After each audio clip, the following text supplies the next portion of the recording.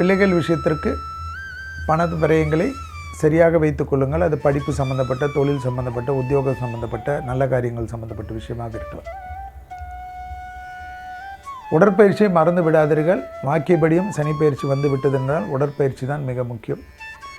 அதே சமயம் தொழில், உத்தியோகம், வியாபாரம், கடல் கடந்த பயணங்கள், பெரும் மதிப்பு, பெரும் மரியாதை எல்லாம் ஏற்படும். படிப்படியாக மன அழுத்தம் தீர்வதற்கு உண்டான வழிமுறைகளை கற்றுக்கொள்வீர்கள். அதனால் நீங்களும் நன்றாக இருப்பீர்கள், உங்கள் குடும்பத்தினரும் நன்றாக இருப்பார்கள்.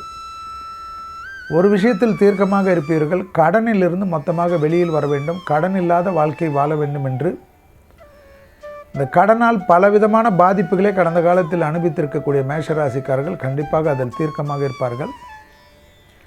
செலவுகளை கட்டுக்குள்ளே எடுத்து வருவீர்கள்.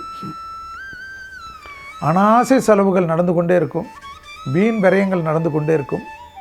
அதெல்லாம் உட்கார்ந்து ஸ்ட்ரீம்லைன் பண்ணி, டிசிப்ளின் வாழ்க்கை என்பது இப்படி தான் வாழ வேண்டும் என்று எப்பொழுதும் நினைத்து கொண்டு இருப்பீர்கள். ஆனால் செயல்படுத்த முடியாது. 20 ஆண்டுகள் 30 ஆண்டுகள் கூட சிலருக்கு முடியாத போகும்.